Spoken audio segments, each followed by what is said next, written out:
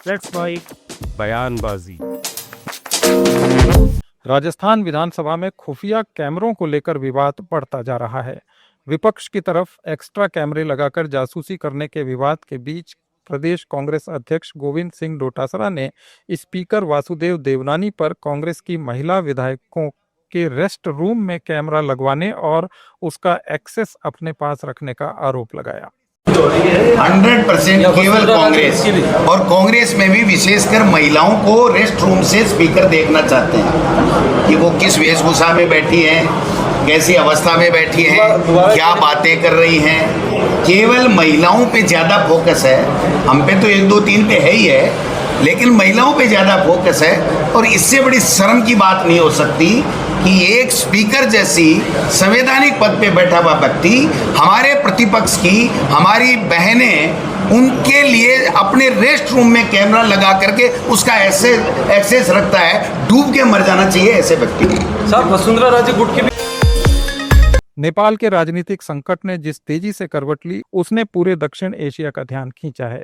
प्रधानमंत्री नरेंद्र मोदी ने कार्की को शपथ ग्रहण पर बधाई देते हुए कहा कि भारत नेपाल के शांति, स्थिरता और प्रगति के प्रयासों में हर कदम पर सहयोग करेगा। प्रधानमंत्री ने मणिपुर में एक जनसभा में कहा कि मैं नेपाल के हर उस व्यक्ति की सराहना करता हूं जिसने अस्थिरता भरे माहौल में भी लोकतांत्रिक मूल्यों को सर्वोपरि रखा है। साथियों, आज मणिपुर की इस धरती से मैं नेपाल के मेरे साथियों से भी बात करूंगा। हिमालय की गोद में बसा नेपाल भारत का एक मित्र है, करीबी दोस्त है। हम साझा इतिहास से जुड़े हैं, आस्था से जुड़े हैं, साथ मिलकर आगे बढ़ रहे हैं। मैं आज नेपाल में अंतरिम सरकार की प्रधानमंत्री के रूप में पदभार संभालने पर 140 करोड़ भारतवासियों की तरफ से श्रीमती सुशीला जी को हार्दिक बधाई देता हूं। मुझे विश्वास है कि वे नेपाल में शांति, स्थिरता और समृद्धि का मार्ग प्रशस्त करेगी। नेपाल की पहली महिला प्रधानमंत्री के रूप में सुशीला जी का आना महिला सशक्तिकरण का वह बहुत उत्तम उदाहरण है। मैं आज नेपाल में ऐसे हर एक व्यक्ति की सराहना करूंगा जिसने ऐसे अस्थिरता भरे माहौल में भी लोकतांत्रिक मूल्यों को सर्वोपरि रखा। साथियों, नेपाल में हुए घटनाक्रम में एक बात विशेष रही है जिसकी ओर लोगों का ध्यान नहीं गया। पिछले 2-3 दिनों से नेपाल के युवक युवतियां नेपाल की सड़कों पर सफाई और रंग रोगन का काम बड़ी मेहनत और पवित्रता के भाव से करते हुए देखे जा रहे हैं। सोशल मीडिया पर आ रही उनकी तस्वीरें मैंने भी देखी है। उनकी ये सकारात्मक सोच, ये सकारात्मक कार्य न केवल प्रेरणादायक है बल्कि ये नेपाल के नवोदय का स्पष्ट संकेत भी है। मैं नेपाल को उसके उज्जवल भविष्य के लिए शुभकामनाएं देता हूं। शंकराचार्य अविमुक्तेश्वरानंद सरस्वती ने आगामी बिहार विधानसभा चुनाव में सभी 243 सीटों पर निर्दलीय गौ सेवक उम्मीदवार उतारने का ऐलान किया है। उन्होंने कहा कि चुनाव में गौ संरक्षण और सनातन धर्म की रक्षा के लिए वोट दिया जाएगा।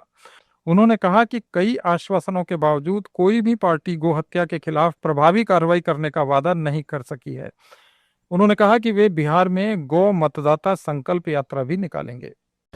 बिहार के चुनाव से हम ये आरंभ करना चाहते हैं कि अब गौ माता के लिए वोट हम करेंगे, सनातन धर्मी, क्योंकि 78 साल 79 साल हो जाने के बाद भी बार बार आश्वासन, बार बार वचन देने के बाद भी अभी तक कोई पार्टी, कोई नेता गौ हत्या बंदी के लिए आगे नहीं आ रहा है। हमारा प्रत्याशी जब नॉमिनेशन फाइनल हो जाएगा सबका, तब उसी में से आपको पता चल जाएगा कि ये है। उसके पहले हम नाम बोलेंगे ही नहीं, बताएंगे ही, 243 सीट, क्योंकि हम बता देंगे तो उसका नॉमिनेशन बचा नहीं रह पाएगा। हम जानते हैं 243 सीट पर हर सीट पर एक प्रत्याशी हमारा होगा। राजस्थान के पूर्व मुख्यमंत्री अशोक गहलोत ने कहा कि निष्पक्ष चुनाव नहीं होंगे तो डेमोक्रेसी को खतरा है। उन्होंने कहा कि डेमोक्रेसी को बचाना हर नागरिक का अधिकार और कर्तव्य है। इलेक्शन कमीशन जांच करवा देता उस वक्त, तो उसमें कितने वोट कहाँ गड़बड़ हुई, कहाँ नहीं हुई, स्पष्ट हो जाता। और कायदा ही होता। आज तक आज़ादी के वक्त में जो आप मालूम हिंदुस्तान पाकिस्तान बना था, तब कितने लोग हिंदुस्तान आए होंगे, कितने लोग पाकिस्तान गए होंगे, तब भी इलेक्शन कमीशन ने चुनाव करवा दिए, जबकि वो शिक्षा नहीं थी उस वक्त में। लोग चिन्ह को नहीं समझते थे, पढ़ नहीं सकते थे। उससे लगा कि आज तक का इतिहास है, चुनाव लगातार हुए हैं। चुनाव आयोग के जो चेयरमैन हैं ना, और इनके जो भी मेंबर हैं, उनकी गलतियों से, उनके व्यवहार से स्थिति बनी है देश के अंदर। और ये इतना सीरियस पॉइंट बन गया। पहले शक था ईवीएम पर देशवासियों को, क्योंकि अब अमेरिका, इंग्लैंड, जर्मनी, जापान सब जगह वोट होता, बैलेट होता है। पहले वहाँ भी मशीनें थी, वो शक था ही पहले से ही। सुप्रीम कोर्ट तक लोग गए तो उन्होंने कहा वीवीपैट लगा दो, ये चल रहा था। अब ये जो नया जो सर्वे हुआ है, इधर आप 2 महीने पहले चुनाव किया, आप FIR करवा रहे हो, ये 1.5 साल पहले होता है। आम आदमी पार्टी के विधायक महराज मलिक को PSA के तहत हिरासत में लिए जाने पर पहलगाम में नेशनल कॉन्फ्रेंस के अध्यक्ष फारूक अब्दुल्ला ने कहा कि महराज मलिक ने जो शब्द इस्तेमाल किए वे असंसदीय थे, लेकिन उन पर PSA लगाना गलत है। देखिए, मैं आपसे कहूँ, महराज की भी गलती है। उसने जो अल्फाज इस्तेमाल किए वो अनपार्लियामेंट्री थे। हो सकता है उस गुस्से में से किया हो, मगर PSA लगाना भी गलत है। ये चीज़ आराम से सुलझाई जा सकती थी अगर ये लोग बाद में बात करते, और बात से हर चीज़ हल हो जाती है। इसलिए मैंने उसी वक्त वज़ीर आज़म से भी और होम मिनिस्टर से भी अपील की कि इसको वापस लिया जाए, और जो हमारे मलिक साहब हैं वो भी अपने अल्फाज वापस लें। और गलती की गर्मा गर्मी में हो जाता है, और ये सबसे बेहतरीन तरीका है इसको सुलझाने का। नहीं तो सारा डोडा इस पर उलझा हुआ है, और इसको ख़त्म करने के लिए ताकत का इस्तेमाल करना ज़रूरी नहीं है, हमदर्दी और प्यार की ज़रूरत है। अमेरिका के वाणिज्य मंत्री हॉवर्ड लुटनिक ने एक इंटरव्यू में भारत के खिलाफ बयान दिया है। उन्होंने कहा कि भारत अमेरिकी प्रोडक्ट्स, खास तौर पर मक्का की खरीदारी नहीं करता है। लुटनिक ने कहा कि भारत गर्व करता है अपनी आबादी पर, लेकिन भारत के 140 करोड़ लोग अमेरिका से एक बुशल मक्का भी नहीं खरीदते। लुटनिक के मुताबिक भारत अमेरिका को सब कुछ बेचता है, लेकिन अमेरिकन प्रोडक्ट्स को खरीदने में भारत रुचि नहीं दिखाता। लुटनिक ने कहा कि ट्रंप का मॉडल साफ है, या तो आप हमारे साथ बराबरी का व्यापार करें या फिर व्यापार करने में आपको दिक्कतें आएंगी। The relationship is one way. They sell to us and take advantage of us. They block us from their economy and they sell to us while we are wide open for them to come in, take advantage. The president says fair and reciprocal trade. Why? But you're paying a big price though with those particular allies. How are we paying a big price? We can't. India brags that they have 1.4 billion people. Why won't their 1.4 billion people buy 1 bushel of U.S. corn? Doesn't that rub you the wrong way? That they sell everything to us and they won't buy our corn? They put tariffs on everything. So the president says, bring down your tariffs. Treat us the way we treat you. Now we've got to right years of wrong, so we want a tariff going the other way until we fix this, right? That's the president's model, and you either accept it or you're going to have a tough time doing business with the world's greatest consumer, the American. Assam Congress के नेता गौरव गोगोई ने मुख्यमंत्री हिमंता बिस्वा शर्मा पर आरोप लगाते हुए कहा कि पुरानी बातों को दोहराने की बजाय वे एसआईटी की रिपोर्ट को जनता के बीच लाएं। गोगोई का यह बयान ऐसे समय में आया है जब शर्मा पर भ्रष्टाचार के आरोप लग रहे हैं, विशेष रूप से उनकी पत्नी की कंपनी के संबंध में जो कोविड महामारी के दौरान पीपीई किट्स की आपूर्ति से जुड़ी थी। गोगोई ने कहा कि शर्मा के परिवार के खिलाफ लगे भ्रष्टाचार के आरोपों की जांच पारदर्शी तरीके से होनी चाहिए। एसआईटी एको धरणक तदন্ত কৰিব বা তথ্য পোৱা নাই তো 10 ছেপ্টেম্বৰটো তেওঁ ক'ব নালাগিছিল। তেওঁ নিজে উঠাই দিলে আৰু পিছত ফুস হৈ গ'ল। এতিয়া আমাক নাছিলেও তেওঁ আপত্তি, আমাক গান গালেও তেওঁৰ আপত্তি। ছেপ্টেম্বৰটো আমি মিত্ৰতা সম্পৰ্কটো কেতিয়া আলোচনাই কৰা নাছিলোঁ। 10 ছেপ্টেম্বৰটো আমি মুখ্যমন্ত্ৰীৰ কাৰণে আমি 10 ছেপ্টেম্বৰ আজি ইমান চৰ্চিত। আজিৰ তাৰিখত 10 ছেপ্টেম্বৰ মানুহৰ মুখে মুখে কিয় কি তাৰিখটোৱে মুখ্যমন্ত্ৰীয়ে ফাদিল কৰিছিলে আৰু তেওঁতো এছআইটিৰ পৰা সব খুচপুচ খবৰটো পাই থাকে। তো যদি তেওঁলোকে গম পাই আছে যে এছআইটি একো ধৰণক তদন্ত কৰিব বা তথ্য পোৱা নাই তো 10 ছেপ্টেম্বৰটো তেওঁ ক'ব নালাগিছিল।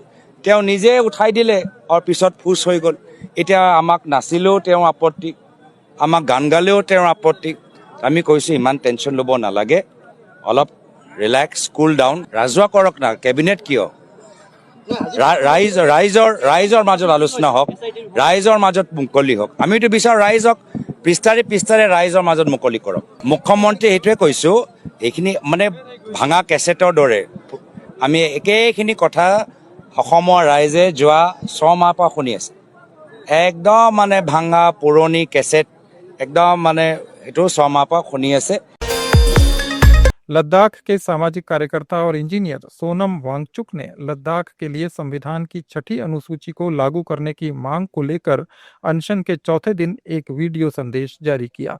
इस वीडियो में उन्होंने बीजेपी की तरफ से किए गए वादों को याद दिलाया और कहा कि लद्दाख को 6ठी अनुसूची के तहत विशेष दर्जा देने और उसकी संस्कृति और पर्यावरण की रक्षा करने की मांग का वादा बीजेपी ने अपने घोषणा पत्र में किया था। प्रिय प्रधानमंत्री नरेंद्र मोदी जी, हमारा सादर प्रणाम स्वीकार करें। आज हमारे अनशन का चौथा दिन खत्म हो रहा है। ताकत खत्म हो रही है मगर मेरा सेंस ऑफ ह्यूमर अभी भी बचा है। आपने कभी सुना कि बीजेपी हिंदू विरोधी हो गए हो, हिंदू भजन का विरोध करते हो? जी हाँ, लद्दाख में कुछ ऐसा ही हुआ।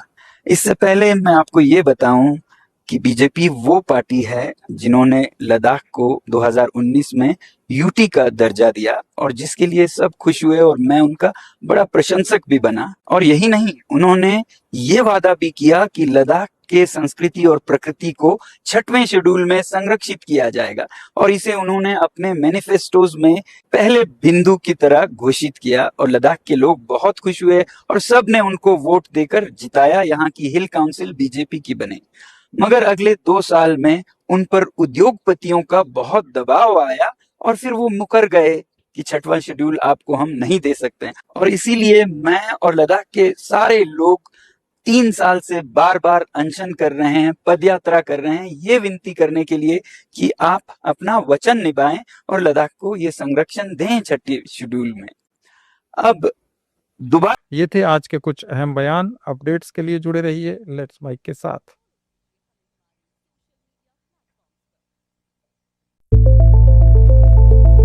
It's time for news. It's time for more than radio. Presenting the first radio news app, Let's Mike. Let's Mike, a news-based app on your phone where you get to watch and listen news, talk shows, interviews, radio show podcasts. On Let's Mike, you get all relevant information of TV, print, radio, podcast and digital. Let's Mike talks about every segment of life.